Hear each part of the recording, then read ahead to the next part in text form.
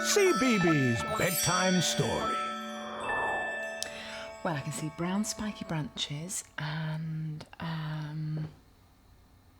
bright green plant shoots. What else can we see? Oh, hello.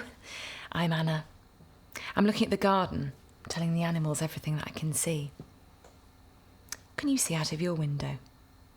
Can you see the moon? Has the sun disappeared because it's the end of the day? Well, in tonight's bedtime story, the sun is just about to come up at the beginning of the day. But I'm going to let the animals tell you about it.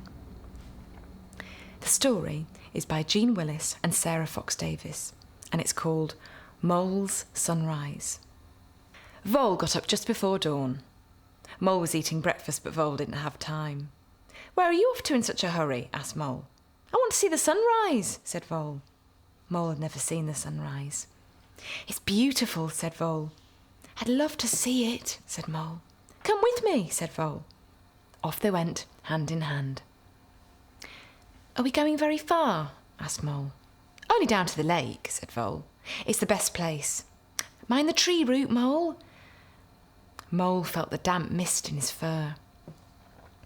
He heard the crackle of leaves under his feet. Mole sniffed the air. He could smell the lake.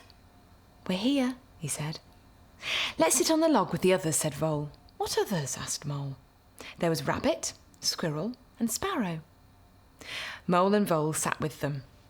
"We've come to see the sunrise," said Vole. "So have we," said Rabbit. "I hear it's very beautiful," said Mole. "I should say so," said Squirrel.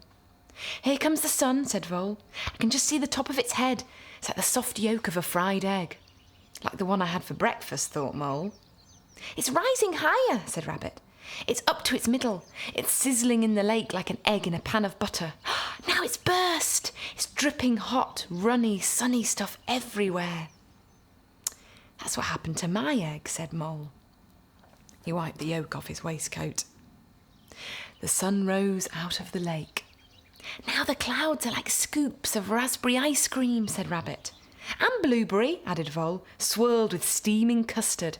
"Delicious," said Mole, who always swirled custard on his ice cream. The sun rose higher and higher. "Now it reminds me of a shiny gold button," said Squirrel.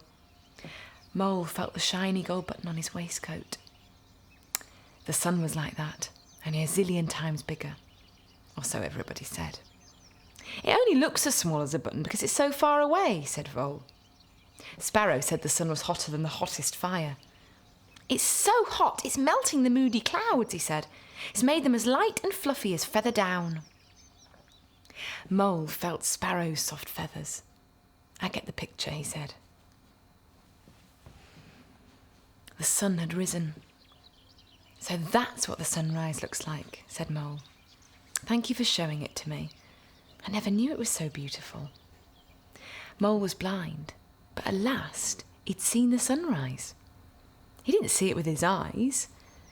He saw it in his mind, and it was even more beautiful than anyone could imagine.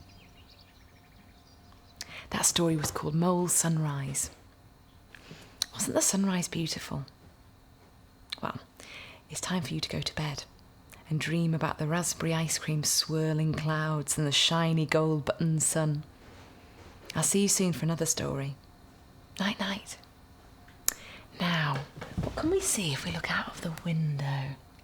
What can you see, Rabbit?